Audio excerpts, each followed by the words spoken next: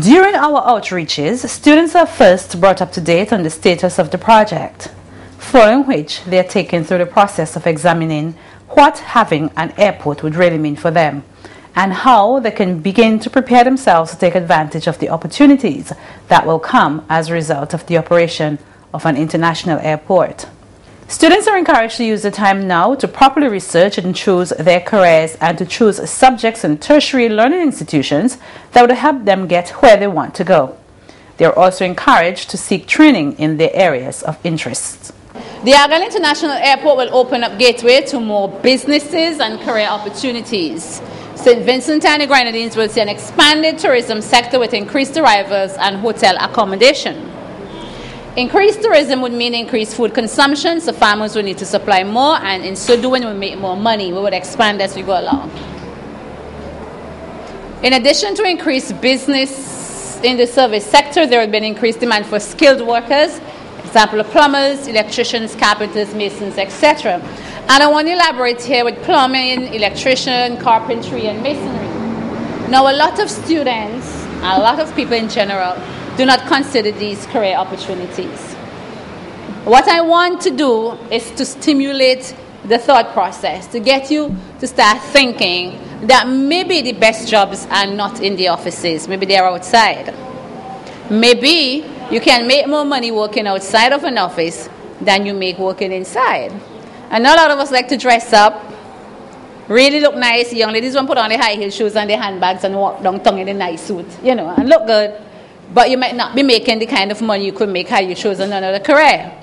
And I will tell you that in St. Vincent, when it comes to these, we have a drought. We don't have a lot of plumbers, very few electricians. We have some carpenters, but a lot of them are not certified. And most of the people you see working in buildings are laborers, so you have one or two carpenters in between there directing the work and one or two masons. We really need to get our people more skilled, hands-on, certified, so that if I need a plumber, he's not overly occupied with that young lady and can't come do my work. I should be able to find a plumber. But they're few and far between. The electricians, they're always busy, and they too are few and far between. You need to think about these as possible career opportunities. When an Argyle International Airport opens up, we're going to see a lot more businesses opening up, more investment. You need more electricians and more plumbers to work on these buildings. And when they finish working on them, you need to maintain them. So the work is always there. A good carpenter, a good mason could make up to $120 per day.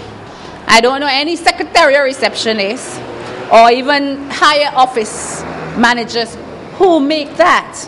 They don't. They simply don't make it. But if you're good here, you can make a lot of money. So it is something worth thinking about. And once this airport is completed and it's operating, we are going to see St. Vincent is going to move. It's going to soar. And a lot of investments will take place, and we will need these people. Even at the airport itself, we're going to need these people.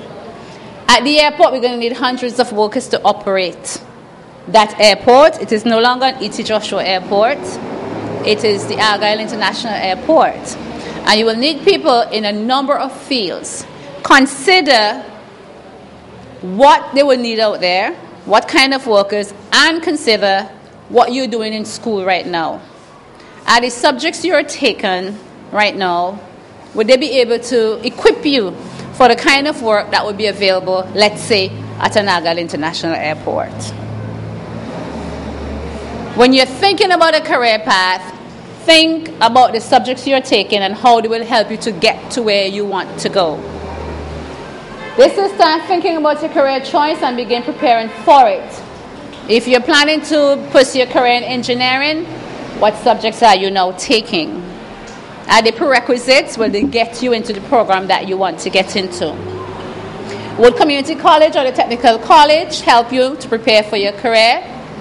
And how about going further to pursue a degree, a bachelor's degree, a master's degree, whatever degree you're pursuing? Would community college and technical college help you to get ready for those? I say yes, because community college pretty much gives you a baptism into what the first year of a normal college would be like. Because it's no longer the teacher coming in here to teach like they will teach you. They will come in, probably give a lecture. You have to now do your own notes. You have to make your own notes. You have to find your own additional resource material. You have to do more research. You have to pretty much do like 70% of the work on your own, if not more. And that is what college calls for. So it helps you to prepare for that.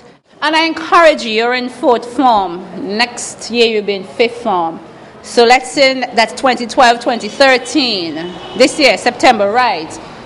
By the time you're almost ready to leave community college, the airport will be in full swing and they'll be needing workers. So it makes sense to pursue the career that you want and to get the training. Think about it seriously because we are looking for this country to take off. And once we are moving, if we don't have the skilled workers in St. Vincent, they will come in. There is something called the CSME, and people are moving, and once they are certified and they get that skill certificate, there is nothing to stop them from working in St. Vincent. So it becomes a more competitive market for labor, and you have to be able to compete. So think about it. We don't want persons from across the region to come in and take jobs that you could hold down. But if you can't hold them down, then they will get them. So think about it seriously. A major part of our outreach program is the opportunity given to students to ask questions. Here, we bring you a sample of questions posed to us by the students of the Thomas Saunders Secondary School. Miss, on the airport, does it have its own taxi stand? Just like in Barbados and those places, they have like taxis, come and pick up the tourists and drive them where they want to go. So the airport will have its own taxi stand, so they could provide taxi workers with jobs as well. The short answer is yes. There will be taxi stands so that persons who want to operate taxis will be able to do so out there. I mean, for sure, those who are at the E.T. Joshua Airport right now will be moving their operations over there because they'll no longer be operating at E.T. Joshua. And that is another thing. If you want to become a taxi driver, that's another area in which you're going to have to get training. And you'll have to join the association because the days of buying a car and parking up at the airport are long gone. You have to be part of the association. And you will have to get training because when you're taking your guests out on a tour, you need to know how to talk to them. You need to know where the places of interest are. And you need to know some history about your country so you can tell them, you know, well, this is Botanical Gardens, this is when it started, this is why it was started, you know. You have to be trained and be a rounded tour guide, not just a taxi operator. You have to be a tour guide as well. So there will be the taxi stand out there and there will be parking out there for at least 264 vehicles. Of course, you'll have to pay for your parking, but it will be available. I was wondering if there is a delayed flight, are the passengers going to stay in the airport or would they have accommodation from hotels or motels nearby? And if, as I see, there will be duty-free shops, is the money going to go towards tourism or towards the government? When you operate in duty-free, there is a certain contract, so to speak, that you have to make with the government so that the government get their share of the taxes and you could recoup whatever duty it is that the buyers didn't pay.